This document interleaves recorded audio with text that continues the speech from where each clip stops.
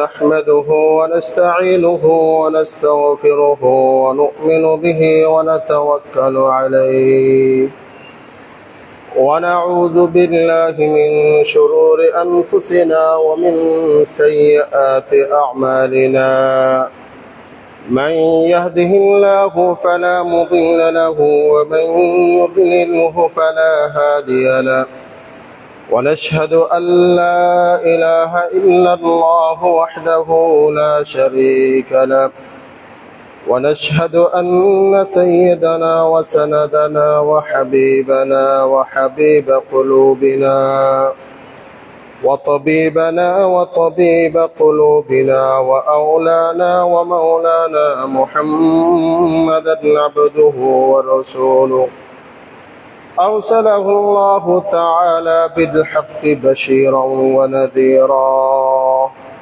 وداعيا إلى الله بإذنه وسراجا منيرا أما بعد فأعوذ بالله من الشيطان الرجيم بسم الله الرحمن الرحيم ومن آياته أن خلق لكم من أنفسكم أزواجا لتسكنوا إليها وجعل بينكم مودة ورحمة وقال النبي صلى الله عليه وسلم خيركم خيركم لأهله وأنا خيركم لأهلي সকলে অন্তরের অন্তঃস্থল থেকে রাসূলুল্লাহ সাল্লাল্লাহু আলাইহি ওয়াসাল্লামের উপর দরুদ পাঠ করে আল্লাহুম্মা সাল্লি আলা মুহাম্মাদিন ওয়া আলা আলি মুহাম্মাদ কামা সাল্লাইতা আলা ইব্রাহিম ওয়া আলা আলি ইব্রাহিম ইন্নাকা হামিদুম মাজিদ اللهم بارك على محمد وعلى آل محمد كما باركت على إبراهيم وعلى آل إبراهيم إنك حميد مجيد সম্মানিত মুআজ্জাজ মুসাল্লিয়ান ইজাম, আল্লাহ তাআলার অশেষ শুকরিয়া যে আল্লাহ রাব্বুল আলামিন আমাদেরকে মসজিদে আসার জন্য, বসার জন্য তৌফিক দান করেছেন। আল্লাহর দরবারে আমরা শুকরিয়া আদায় করি, সবাই বলি আলহামদুলিল্লাহ। আল্লাহ রাব্বুল আলামিন আমার আপনার হাদায়াতের জন্য আমাকে আপনাকে উত্তম আদর্শ শিক্ষা দেওয়ার জন্য যেই নবী মুহাম্মদুর রাসূল সাল্লাল্লাহু আলাইহি ওয়াসাল্লামকে প্রেরণ করেছেন, যে মাসে প্রেরণ করেছেন সেই মাসটির নাম হলো রবিউল আউয়াল মাস। রাসূলুল্লাহ সাল্লাল্লাহু আলাইহি ওয়াসাল্লামের চরিত্র সম্পর্কে, আদর্শ সম্পর্কে আল্লাহ তাআলা কোরআনে মজিদে ঘোষণা করে দিয়েছেন, ওয়া ইন্নাকা লাআলা খুলুকিন আযীম, আমার নবী আপনি মহান চরিত্রের অধিকারী। লাকাদ কানা লাকুম ফি রাসূলিল্লাহি উসওয়াতুন হাসানাহ, হে মানব জাতি তোমাদের জন্য রাসূলুল্লাহ সাল্লাল্লাহু আলাইহি ওয়াসাল্লামের জীবনীতে উত্তম আদর্শ রয়েছে। তোমাদের জীবনের নানা দিক বিদিক, নানা ক্ষেত্রের মধ্যেই রাসূলুল্লাহ সাল্লাল্লাহু আলাইহি ওয়াসাল্লামই একমাত্র মডেল। তোমাদের ব্যক্তিগত জীবন, পারিবারিক জীবন, সামাজিক জীবন, সব ক্ষেত্রেই রাসূলুল্লাহ সাল্লাল্লাহু আলাইহি ওয়াসাল্লামকেই উত্তম আদর্শ হিসেবে গণ্য করতে হবে, মানতে হবে। আজকে আমাদের পারিবারিক জীবনে নানা রকম কলহ, নানা রকমের সমস্যা জর্জরিত। সুখীময় দাম্পত্য জীবন আমাদের মাঝে নাই। বাংলাদেশ পরিসংখ্যান bureau BBS, Bangladesh bureau of statistics জানায় যে বাংলাদেশের মধ্যে তালাকের যে সমস্ত ঘটনা ঘটে পারিবারিক নানা তুচ্ছ বিষয়ের কারণে এবং বৈবাহ বহির্ভূত সম্পর্কের কারণে তালাকের হার বেড়েই চলছে, পরিবার ভেঙে যাচ্ছে। আমরা রাসূলুল্লাহ সাল্লাল্লাহু আলাইহি ওয়াসাল্লামের দাম্পত্য জীবনের আদর্শ অনুসরণ করছি না। সেজন্য আমরা যদি সুখীময় দাম্পত্য জীবন যাপন করতে চাই, আমাদের দাম্পত্য জীবনকে যদি জান্নাতের একটি টুকরো বানাতে চাই, দাম্পত্য জীবনে যদি সুখ শান্তি পেতে চাই, রাসূলুল্লাহ সাল্লাল্লাহু আলাইহি ওয়াসাল্লামের জীবন আদর্শ, দাম্পত্য জীবনে রাসূলুল্লাহ সাল্লাল্লাহু আলাইহি ওয়াসাল্লামের কি আদর্শ, কি খুলুকে আযীম, এটা আমাদেরকে জানতে হবে, সেই অনুযায়ী আমল করতে হবে, অনুসরণ করতে হবে। দাম্পত্য জীবন এটা সুখময় জীবন। আল্লাহ তাআলা এটা বানিয়েছেন শান্তির জন্য, সুখের জন্য। হযরত আদম আলাইহিস সালাতু ওয়াস সালামকে যখন বানালেন, আল্লাহ তাআলা বলেন তার পাঁজরের হাড় থেকেই আমি হাওয়া আলাইহিস সালাতু ওয়াস সালামকে সৃষ্টি করলাম, তিনি তার কাছে গিয়ে শান্তি প্রশান্তি লাভ করার জন্য। কোরআনে মজিদ আল্লাহ তাআলা বলেন, ওয়া মিন আয়াতিহি আন খালাকা লাকুম মিন আনফুসিকুম আজওয়াজা লিতাসকুনু ইলাইহা, আমি তোমাদের মধ্যে থেকেই তোমাদের স্ত্রীকে সৃষ্টি করেছি যাতে তোমরা স্ত্রীর কাছে গিয়ে প্রশান্তি লাভ করতে পারো। বাহিরের নানা জায়জামিলা পুরিয়ে ক্লান্তি শ্রান্তি কাটিয়ে যখন ঘরে যাবেন, তখন যেন প্রশান্তি লাভ করতে পারেন। আল্লাহ তাআলা বলছেন, এজন্য আমি তোমাদের থেকে তোমাদের স্ত্রীদেরকে সৃষ্টি করেছি। ওয়াজআলা বাইনাকুম মাওয়াদ্দাতাও ওয়া রাহমা, তোমাদের মাঝে আমি প্রেম, ভালোবাসা, দয়া সৃষ্টি করে দিয়েছি, স্নেহ মমতা সৃষ্টি করে দিয়েছি। ওয়াজআলা বাইনাকুম মাওয়াদ্দাতাও ওয়া রাহমা। তাহলে বোঝা যায় আয়াত থেকে আমাদের দাম্পত্য জীবন আল্লাহ তাআলা ব্যবস্থা করে দিয়েছেন কিসের জন্য? প্রশান্তির জন্য, আমাদের সুখী জীবনের জন্য।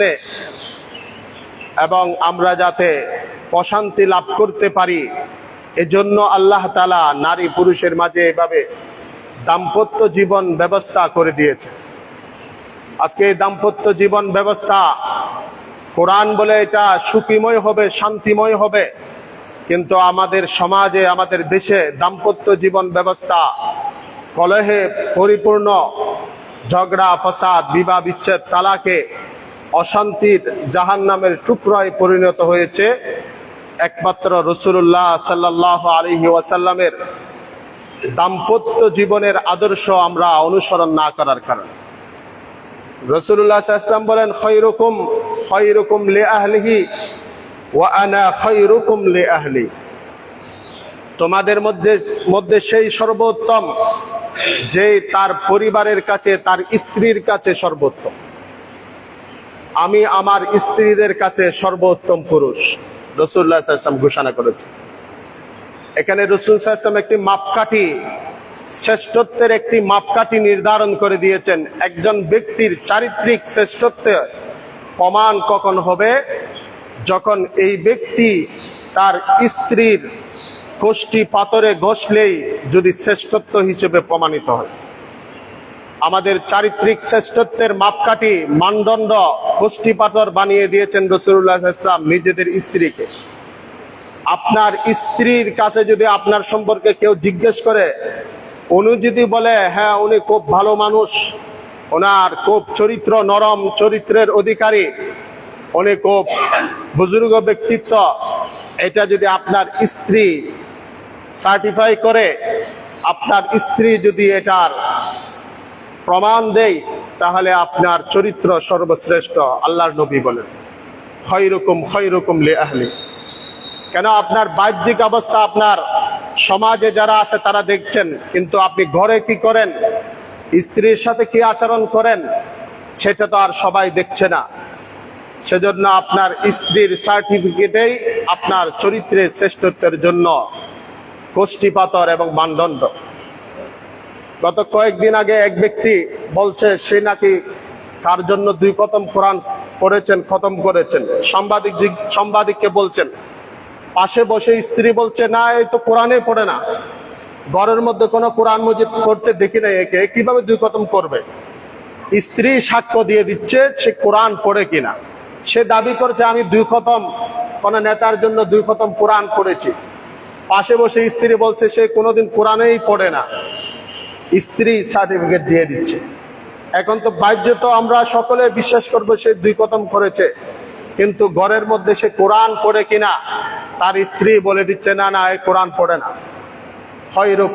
খৈরুকুম লিআহলিহি ওয়া আনা খৈরুকুম লিআহলি, আমি আমার স্ত্রীর কাছে সর্বোত্তম। রাসূলুল্লাহ সাল্লাল্লাহু আলাইহি ওয়াসাল্লামের দাম্পত্য জীবন সম্পর্কে, পারিবারিক জীবন সম্পর্কে হযরতে আয়েশা রাদিয়াল্লাহু তাআলা আনহা থেকে জিজ্ঞেস করা হলো। তখন রাসূলুল্লাহ সাল্লাল্লাহু আলাইহি ওয়াসাল্লাম বলেন, কানা রাসূলুল্লাহ সাল্লাল্লাহু আলাইহি ওয়াসাল্লাম আলয়ানান নাস ওয়া আকরামান নাস, কানা রাজুলান মিন রিজালিকুম।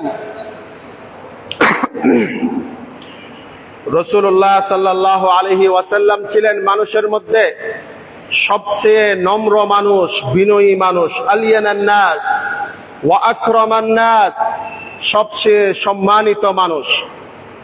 রাসূলুল্লাহ সাল্লাল্লাহু আলাইহি ওয়াসাল্লামের স্ত্রী হযরতে আয়েশা রাদিয়াল্লাহু তাআলা আনহা বলেন, কানা আলিয়ানান নাস, তিনি সবচেয়ে বেশি নরম স্বভাবের মানুষ, নরম চরিত্রের মানুষ।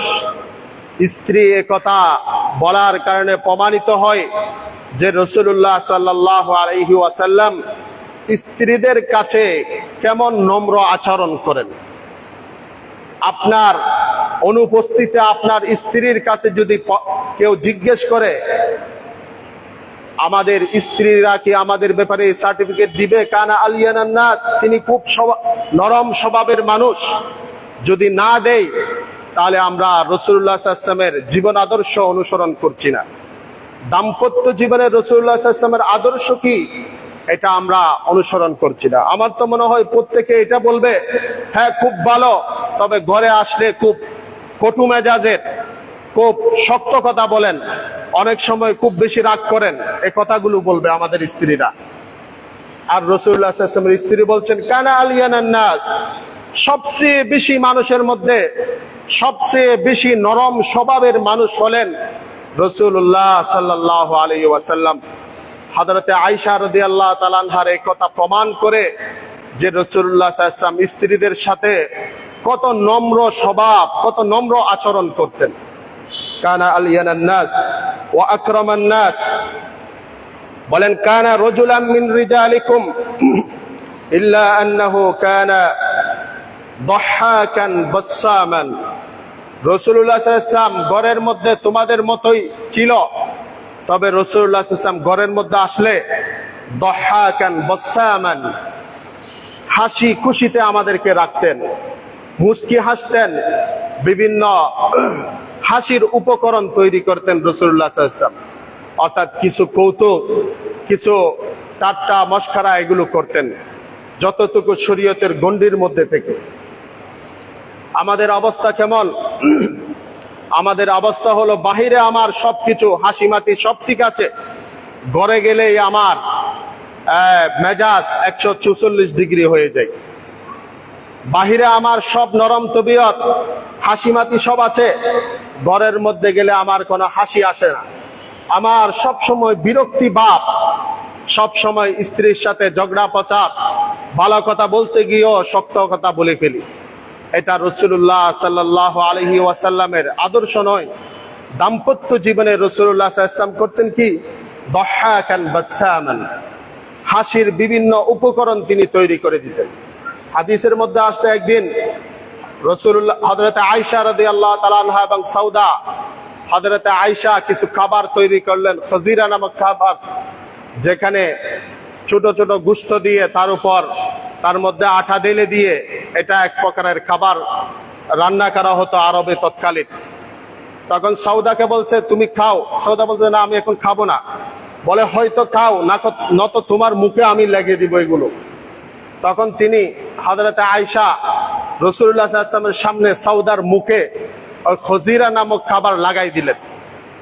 রাসূলুল্লাহ সাল্লাল্লাহু আলাইহি ওয়াসাল্লাম তখন আর কিছু খজিরা নিয়ে খাবার নিয়ে সওদার হাতে তুলে দিলেন, বলে এবার তুমি কিছু লাগাই দাও। এটা ওনারা খুনসুটি করছেন আর রাসূলুল্লাহ সাল্লাল্লাহু আলাইহি ওয়াসাল্লাম হাসছেন। এটা ছিল রাসূলুল্লাহ সাল্লাল্লাহু আলাইহি ওয়াসাল্লামের পারিবারিক জীবনের সৌন্দর্য, দাম্পত্য জীবনের সৌন্দর্য। বিভিন্ন হাসি করতেন জায়েজ তরিকায়, শরীয়তের গণ্ডির মধ্যে থেকে। এটাও রাসূলুল্লাহ সাল্লাল্লাহু আলাইহি ওয়াসাল্লামের সুন্নাত। সেজন্য আসুন আমাদের সুখীময় দাম্পত্য জীবন যাপনের জন্য রাসূলুল্লাহ সাল্লাল্লাহু আলাইহি ওয়াসাল্লামের এই আদর্শ আমরা লালন করি, রাসূলুল্লাহ সাল্লাল্লাহু আলাইহি ওয়াসাল্লামের এই আদর্শ আমরা অনুকরণ করি। কানা দাহাকান বাসসামান কানা বাশারুম মিনাল বাশার ইয়াফলি সাওবাহু ওয়া ইয়াহলিবু শাতাহু ওয়া ইয়াখদিমু নাফসাহু। হযরত আয়েশা রাদিয়াল্লাহু তাআলা আনহা আরো বলেন যে রাসূলুল্লাহ সাল্লাল্লাহু আলাইহি ওয়াসাল্লাম ঘরের মধ্যে একজন সাধারণ মানুষ হিসেবে থাকতেন, যে তিনি নিজের কাপড় নিজে সেলাই করতেন, নিজের কাপড়ের উকুন নিজে বাছতেন এবং নিজের ছাগলের দুধ দোহন করতেন, নিজের কাজ নিজে করতেন। ইয়াখদিমু নাফসা, নিজের যেগুলো ছোটখাটো কাজ যেগুলো আছে এগুলো নিজেই করতেন। এটার দ্বারা বোঝা যায় নিজের কাপড় নিজে ধৌত করতেন, নিজের যেগুলো কাজ নিজে করতে পারবেন ওগুলো নিজে করতেন। আমরা তো ঘরের মধ্যে মহারাজ হয়ে যাই, সবকিছুই আমার উনিই করতে হবে, এটা ওনার কর্তব্য নয়। ইয়াখদিমু নাফসা, নিজের কাজ নিজে করতেন। এবং আরেক রাওয়ায়াতে আছে ইয়াখসিফু না'লা ওয়া ইয়াখিতু সাওবা ওয়া ইয়া'মালু ফি বাইতিহি কামা ইয়া'মালু আহাদুকুম ফি বাইতিহি। নিজের জুতা ছিঁড়ে গেলে নিজেই সেলাই করতেন। আল্লাহু আকবার। রাহমাতুল লিল আলামিন, সাইয়্যিদুল মুরসালিন, দুই জাহানের বাদশা নিজের জুতা নিজেই সেলাই করতেন, নিজের কাপড় ছিঁড়ে গেলে নিজেই সেলাই করতেন। এবং পারিবারিক গৃহস্থালী যেগুলো কাজ আছে, রান্না বান্নার কাজে নিজের স্ত্রীকে সহযোগিতা করতেন। উনি মুহাম্মদুর রাসূল সাল্লাল্লাহু আলাইহি ওয়াসাল্লাম, যিনি মদিনার মতো একটা রাষ্ট্র পরিচালনা করছেন, জিহাদের নেতৃত্ব দিচ্ছেন, সমাজে নেতৃত্ব দিচ্ছেন, কোরআন শিক্ষা দিচ্ছেন, হাদিস শিক্ষা দিচ্ছেন, সব কাজের সাথে সাথে নিজের পরিবারকেও সহযোগিতা করছেন। কেমন মহান পুরুষ, কেমন আদর্শবান ব্যক্তিত্ব রাসূলুল্লাহ সাল্লাল্লাহু আলাইহি ওয়াসাল্লাম। এটা রাসূলুল্লাহ সাল্লাল্লাহু আলাইহি ওয়াসাল্লামের আদর্শ। আমরা যদি সমাজে একজন চেয়ারম্যান হই, আমি যদি সমাজের একজন সমাজপতি হই, আমার তো এমন বাপ, আমার জুতা বহন করার জন্য দুইজন লাগে, ঘরের মধ্যে আমার এক এক কাজ করার জন্য এক একজন লাগে, আমি বিশাল রাজা হয়ে যাই। অথচ মুহাম্মদুর রাসূল সাল্লাল্লাহু আলাইহি ওয়াসাল্লাম নিজের স্ত্রীদেরকে পারিবারিক কাজের মধ্যে উনি সহযোগিতা করতেন। এখান থেকে মুহাদ্দিসিনে একরাম, ফুকাহায়ে একরাম মাসালা বের করেছেন। হযরতে ইমাম আবু হানিফা, ইমাম শাফিঈ, ইমাম মালিক রহমতুল্লাহ আলাইহি ওনারা বলেন, ঘরের যেগুলো রান্না বান্নার কাজ আছে, যেগুলো গৃহস্থালী কাজ আছে, এগুলো স্ত্রীর উপর করা ওয়াজিব নয়। আপনি মানুষ রেখে এগুলো করাতে হবে, উজরত দিয়ে, গৃহ পরিচারিকা রেখে। আর যদি স্ত্রী করে, এটা হচ্ছে স্বেচ্ছাশ্রম সেবা, এটা আপনাকে সেবা দিচ্ছে, যে এটা ওনার উপর কর্তব্য নয়, এটা উনি আপনাকে নফলি, আপনার স্বেচ্ছাসেবিকা হিসেবে, স্বেচ্ছাসেবক হিসেবে উনি স্বেচ্ছায় শ্রম দিচ্ছেন। এটা হলো ওনার পক্ষ থেকে ইহসান। তো কেউ যদি আপনাকে ইহসান করে, উনি যদি কোনো ছোটখাটো ভুল করে, আপনি ইহসান করতে, কেউ যদি নিজে, ওনার কর্তব্য নয়, উনি করে দিচ্ছেন আপনাকে, উনি যদি ভুল করে, আপনি ওনাকে বকা দিতে পারেন না, ওনার দিকে চোখ রাঙিয়ে তাকাতে পারেন না, ওনাকে তো মারধর করা দূরের কথা, ওনাকে কোনো কঠিন শব্দ বলতে পারবেন না, কেন উনি তো স্বেচ্ছাচরণ দিচ্ছেন। অথচ আমাদের অবস্থা কি? আমরা সামান্য তরকারিতে লবণ বেশ কম হয়েছে, এটার জন্য স্ত্রী তালাক হয়ে যায়। এটা কি আপনি আশিকে রাসূল? আপনার নবীর আদর্শ কি এটা? আপনি বলেন আমি আশিকে রাসূল, আপনার নবী মা আবান নবী সাল্লাল্লাহু আলাইহি ওয়াসাল্লাম তাআমান কত, রাসূলুল্লাহ সাল্লাল্লাহু আলাইহি ওয়াসাল্লাম কোনদিন কোন খাবারের দোষ ত্রুটি উনি অনুসন্ধান করেন নাই। এই খাবারে লবণ বেশি হয়েছে, কম হয়েছে, কোনোদিন বলেন না ইয়া আল্লাহ কেমন মেজাজ, কেমন আখলাক, কেমন উত্তম আদর্শ রাসূলুল্লাহ সাল্লাল্লাহু আলাইহি ওয়াসাল্লাম। আমরা তো পারি না, আমরা বলি ফেলি, অথচ এটা আমার নবীর আদর্শ নয়। খাবারে পান্তাভাতে লবণ বেশি হয়েছে, এজন্য তালাকের ঘটনা হয়ে গিয়েছে বাংলাদেশে, এমনও নজির আছে, এমনও দৃষ্টান্ত আছে। স্ত্রীর গায়ে হাত তুলে, এটা আপনার নবীর আদর্শ নয়। মা আবান নবী সাল্লাল্লাহু আলাইহি ওয়াসাল্লাম তাআমান কত্তু, কোনদিন কোন খাবারের দুষ্ত্রুটি ধরেন নেই উনি। যদি খাবার ওনার যদি ভালো লাগে উনি খেয়েছেন, ভালো না লাগলে সমস্যা হলে উনি না খেয়ে উঠে গেছেন, বা উনাকে বুঝতেও দেন নাই যে উনি অপছন্দ করেছেন। এটা ছিল আমার আপনার রসুলের আদর্শ। সেজন্য আসুন আমরা এই আদর্শ লালন করি।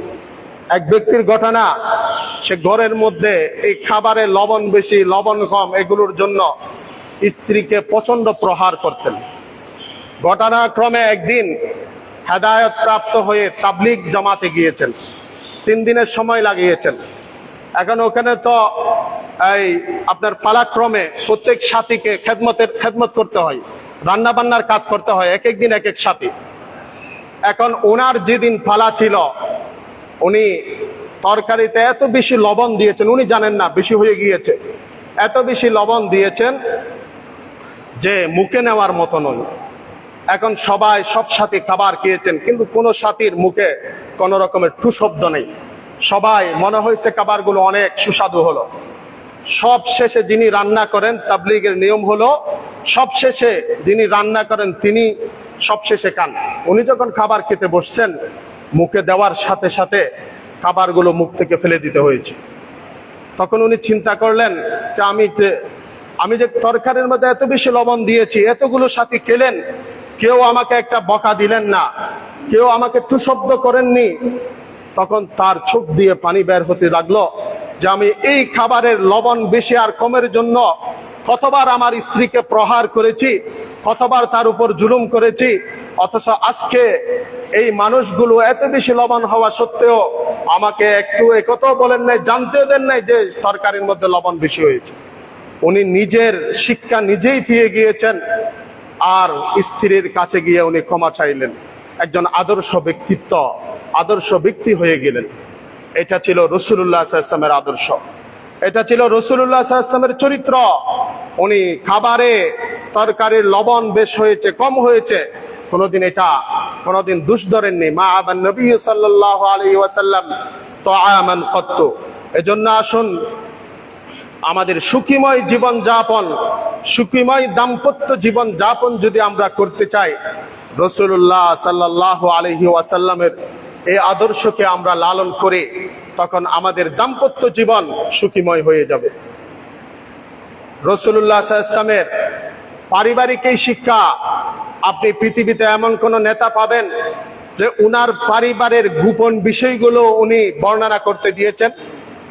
ওনার পরিবারে কি চলছে না চলছে স্ত্রীরা সব কিছু আমাদের জন্য বর্ণনা করে দিয়েছেন। কিসের জন্য? আমাদের হেদায়েতের জন্য। আমরা যাতে রাসূলুল্লাহ সাল্লাল্লাহু আলাইহি ওয়াসাল্লামের এই আদর্শ আমরা ধারণ করতে পারি, লালন করতে পারি। যেহেতু কোরআন বলেছে লাকাদ কানা লাকুম ফি রাসূলিল্লাহি উসওয়াতুন হাসানা, তোমাদের রাসূলের মাঝে তোমাদের জন্য উত্তম জীবন আদর্শ রয়েছে। এখন আমরা যদি এগুলো না জানি, হযরত আয়েশা রাদিয়াল্লাহু তাআলা আনহা যদি এগুলো রওয়ায়াত না করতেন, বর্ণনা না করতেন, আজকে আমরা এই সম্পদগুলো কোথায় পেতাম? সেজন্য আসুন রাসূলুল্লাহ সাল্লাল্লাহু আলাইহি ওয়াসাল্লামের এই সমস্ত জীবন চরিত আমরা পড়ি, রাসূলুল্লাহ সাল্লাল্লাহু আলাইহি ওয়াসাল্লামের পারিবারিক জীবনে আদর্শ কি ছিল আমরা এটা অধ্যয়ন করি, এবং নিজেদের পরিবারে এগুলো আমরা প্র্যাকটিস করার চেষ্টা করি। আমাদের দাম্পত্য জীবন সুখীময় হয়ে যাবে। রাসূলুল্লাহ সাল্লাল্লাহু আলাইহি ওয়াসাল্লাম দাম্পত্য জীবনের সুখীময় করার আরেকটি উপাদান ব্যবহার করতেন, সেটি হলো তিনি তার স্ত্রীদেরকে অনেক বেশি ভালোবাসতেন। রাসূলুল্লাহ সাল্লাল্লাহু আলাইহি ওয়াসাল্লামকে হযরত আমর ইবনুল আস রাদিয়াল্লাহু তাআলা আনহু বলেন, ইয়া রাসূলুল্লাহ, আপনার কাছে সবচেয়ে প্রিয় মানুষ কোনটি? তখন রাসূলুল্লাহ সাল্লাল্লাহু আলাইহি ওয়াসাল্লাম বললেন, আয়েশা, আমার স্ত্রী আয়েশা আমার কাছে সবচেয়ে বেশি প্রিয়। তখন তিনি জিজ্ঞেস করলেন, পুরুষদের মধ্যে কে আপনার কাছে সবচেয়ে বেশি প্রিয়? বললেন, আবুহা, হযরত আয়েশা রাদিয়াল্লাহু তাআলা আনহার পিতা হযরত আবু বকর রাদিয়াল্লাহু তাআলা আনহু আমার কাছে সবচেয়ে বেশি প্রিয়। স্ত্রীকে ভালোবাসা এটাও রাসূলুল্লাহ সাল্লাল্লাহু আলাইহি ওয়াসাল্লামের সুন্নাত। রাসূলুল্লাহ সাল্লাল্লাহু আলাইহি ওয়াসাল্লাম সমস্ত স্ত্রীকে ভালোবাসতেন। হযরতে আয়েশা রাদিয়াল্লাহু তাআলা আনহার প্রতি রাসূলুল্লাহ সাল্লাল্লাহু আলাইহি ওয়াসাল্লামের আন্তরিক টান, আন্তরিক ভালোবাসা বেশি ছিল। রাসূলুল্লাহ সাল্লাল্লাহু আলাইহি ওয়াসাল্লাম স্ত্রীদের মধ্যে উনি সমতার বিধান করতেন। একদিন ওই স্ত্রীর সাথে থাকলে আরেকদিন আরেক স্ত্রীর সাথে থাকতেন, সকলের সাথে সময় দিতেন। তখন রাসূলুল্লাহ সাল্লাল্লাহু আলাইহি ওয়াসাল্লাম বলতেন, আল্লাহুম্মা হাযা কসমী ফীমা আমলিকু ফালা তালুমনি ফীমা লা আমলিকু। আয় আল্লাহ, আমার নিয়ন্ত্রণে যা আছে, আমার এখতিয়ারাধীন যা আছে, এগুলোর ক্ষেত্রে আমি সমতা করি আমার স্ত্রীদের মাঝে।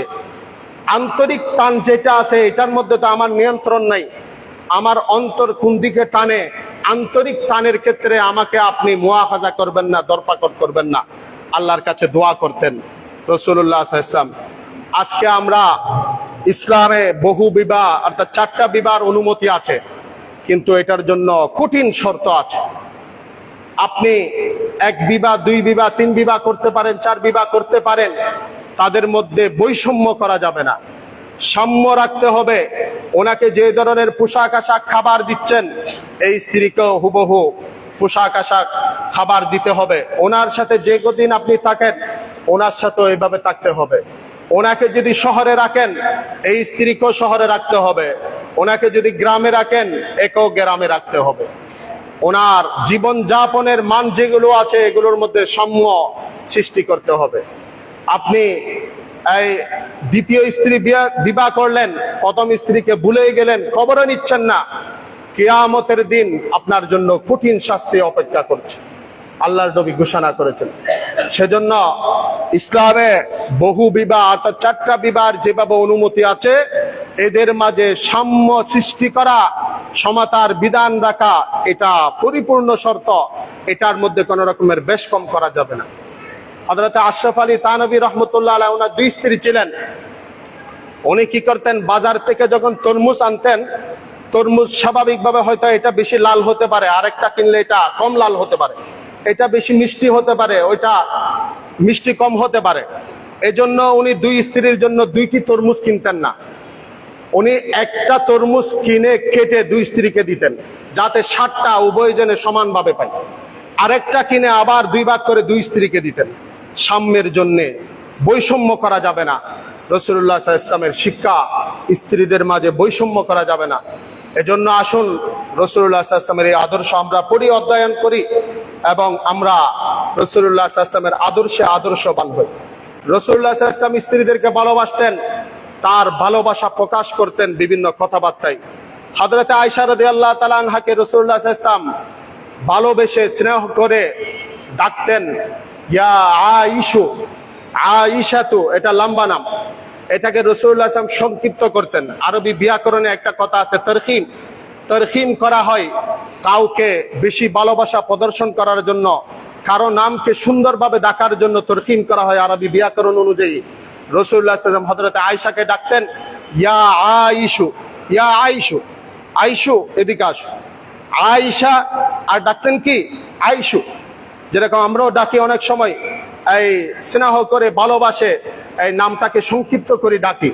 রাসূলুল্লাহ সাল্লাল্লাহু আলাইহি ওয়াসাল্লাম আমাদেরকে শিক্ষা দিয়েছেন।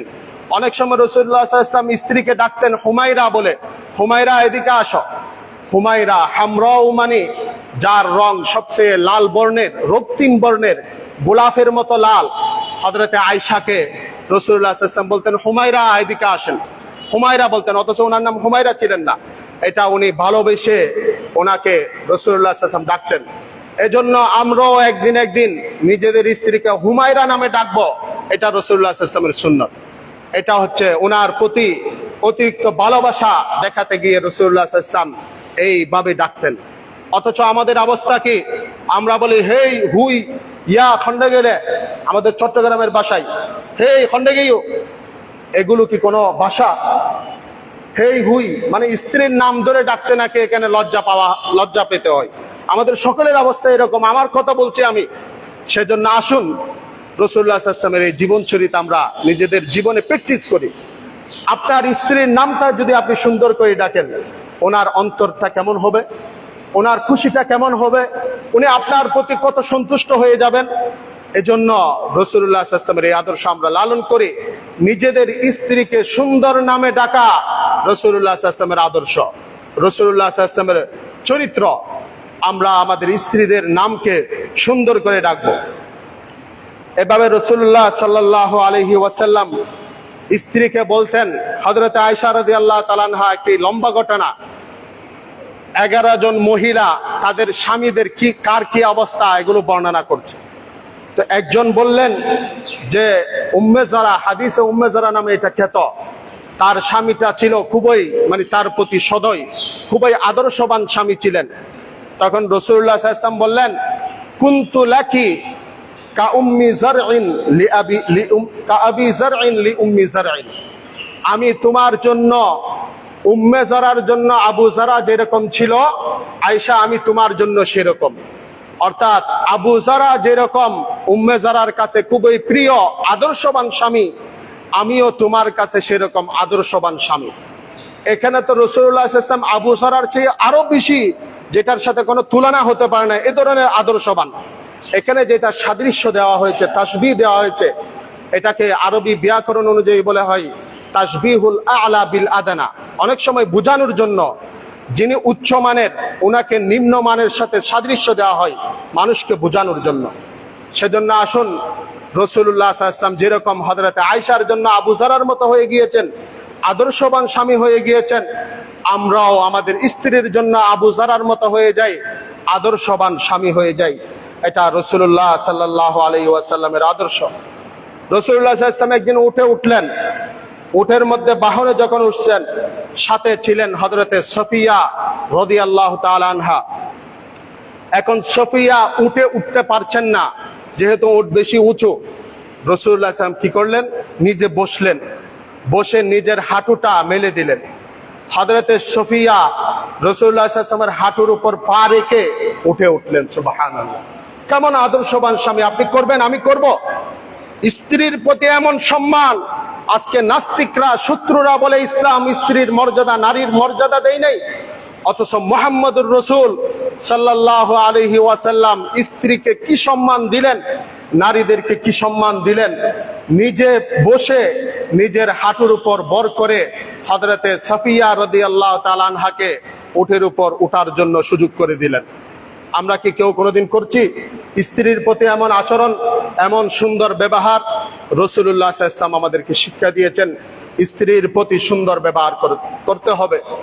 একদিন ওই উট থেকে রাসূলুল্লাহ সাল্লাল্লাহু আলাইহি ওয়াসাল্লাম পড়ে গিয়েছিলেন, সাথে স্ত্রী সফিয়া রাদিয়াল্লাহু তাআলা আনহা ছিলেন, উনিও পড়ে গেলেন। যিনি দেখলেন সাহাবী হযরত আবু তালহা, উনি তাড়াতাড়ি রাসূলুল্লাহ সাল্লাল্লাহু আলাইহি ওয়াসাল্লামকে তুলতে গেলেন। রাসূলুল্লাহ সাল্লাল্লাহু আলাইহি ওয়াসাল্লাম জিজ্ঞেস করলেন, ইয়া রাসূলুল্লাহ, কোনো ব্যথা পাইছেন কিনা? রাসূলুল্লাহ সাল্লাল্লাহু আলাইহি ওয়াসাল্লাম বলেন, না না, সমস্যা নাই, তুমি সফিয়াকে দেখো, সফিয়াকে দেখো, ওনার কোনো সমস্যা হয়েছে কিনা। আমার কোনো সমস্যা হয়নি। আর হযরত আবু তালহা কি করলেন, একটি কাপড় নিয়ে নিজের চোখ ঢাকি দিয়ে ওনার উপর দিয়ে ওনাকে তাড়াতাড়ি তুললেন পর্দার কারণে। রাসূলুল্লাহ সাল্লাল্লাহু আলাইহি ওয়াসাল্লাম নিজে পড়ে গেলেন, নিজে ব্যথা পেয়েছেন, পড়লে তো অবশ্যই কিছু না কিছু ব্যথা পাবেন। উনি উনার চিন্তা করছেন না, উনার স্ত্রীর কি অবস্থা, বলে তুমি আগে গিয়ে আমার স্ত্রীকে দেখো, ওনার কোনো সমস্যা হয়েছে কিনা, উনাকে তুলো। এটা ছিল রাসূলুল্লাহ সাল্লাল্লাহু আলাইহি ওয়াসাল্লামের স্ত্রীর প্রতি ভালোবাসা, স্ত্রীর প্রতি দরদ, স্ত্রীর প্রতি রাসূলুল্লাহ সাল্লাল্লাহু আলাইহি ওয়াসাল্লামের যত্ন। আমরা যদি সুখীময় জীবন যাপন করতে চাই, আমাদের দাম্পত্য জীবনকে যদি শান্তময় করতে চাই, রাসূলুল্লাহ সাল্লাল্লাহু আলাইহি ওয়াসাল্লামের এই আদর্শ আমাদের প্র্যাকটিক্যাল লাইফে আমরা প্র্যাকটিস করতে হবে। তখন দেখবেন আপনার ঘর জান্নাতের একটা টুকরা হয়ে গিয়েছে। আপনার ঘরের মধ্যে আর কলহ থাকবে না, ঝগড়াঝাটি থাকবে না, এগুলো জান্নাতের টুকরায় পরিণত হয়ে গেছে। রাসূলুল্লাহ সাল্লাল্লাহু আলাইহি ওয়াসাল্লামের স্ত্রীদের মাঝে মান অভিমান হতো। আমাদের মাঝে যেরকম মান অভিমান হয়, রাসূলুল্লাহ সাল্লাল্লাহু আলাইহি ওয়াসাল্লামের স্ত্রীদের মাঝে রাসূল সাল্লাল্লাহু আলাইহি ওয়াসাল্লামের সাথে মান অভিমান হতো।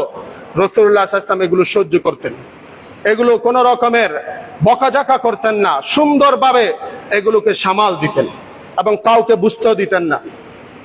একদিন হযরতে আবু বকর রাদিয়াল্লাহু তাআলা আনহু রাসূলুল্লাহ সাল্লাল্লাহু আলাইহি ওয়াসাল্লাম হুজরা শরীফের পাশ দিয়ে যাচ্ছিলেন নামাজ পড়ার জন্য। তখন হযরতে আয়েশা রাদিয়াল্লাহু তাআলা গলার আওয়াজ একটু উঁচু পেয়েছেন, উঁচু শুনলেন। উনি শোনা মাত্র, ওনার তো মেয়ে হযরতে আয়েশা রাদিয়াল্লাহু তাআলা, কার মেয়ে? হযরতে আবু বকর রাদিয়াল্লাহু তাআলার মেয়ে। উনি ঘরের মধ্যে গেলেন, নিজের মেয়েকে বললেন, তুমি কি তোমার গলার আওয়াজ রাসূলুল্লাহ সাল্লাল্লাহু আলাইহি ওয়াসাল্লাম আওয়াজের উপর উঁচু করছো? উনি নিজের মেয়েকে কিছু চট্টাপ্পর মারার জন্য উদ্যত হলেন। রাসূলুল্লাহ সাল্লাল্লাহু আলাইহি ওয়াসাল্লাম তাড়াতাড়ি ওনার সামনে এসে গেলেন, না না আর করবে না। রাসূলুল্লাহ সাল্লাল্লাহু আলাইহি ওয়াসাল্লাম হযরতে আবু বকর রাদিয়াল্লাহু তাআলা মাঝখানে প্রতিবন্ধক হয়ে গেলেন, স্ত্রীকে যাতে কিছু করতে না পারে। কত সুন্দর। অতঃপর হযরতে আবু বকর রাদিয়াল্লাহু তাআলা ঘর থেকে বেরিয়ে মসজিদে চলে গেলেন। রাসূল সাল্লাল্লাহু আলাইহি ওয়াসাল্লাম স্ত্রীকে বললেন, আয়েশা দেখলে তোমাকে কিভাবে আমি রক্ষা করেছি? রাসূলুল্লাহ সাল্লাল্লাহু আলাইহি ওয়াসাল্লাম স্ত্রীকে বললেন, এই যে মান অভিমান করলো এটা মুহূর্তেই সুন্দরভাবে সমাধান হয়ে গেল। আরেকদিন হযরতে আবু বকর আসলেন, দেখছেন রাসূলুল্লাহ সাল্লাল্লাহু আলাইহি ওয়াসাল্লাম আর আয়েশার মাঝে খুবই সমঝোতা, কোনো রকমের ঝগড়া নাই, কোনো রকমের মান অভিমান নাই।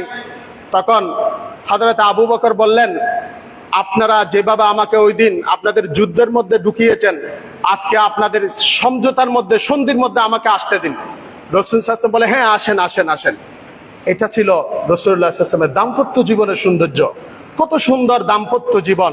মান অভিমান হবে স্বামী স্ত্রীদের মাঝে, কিন্তু রাসূলুল্লাহ সাল্লাল্লাহু আলাইহি ওয়াসাল্লাম এগুলোর সুন্দর সমাধান দিতেন, এমন সমাধান দিতেন যে স্ত্রীর মন জয় করে ফেলতেন।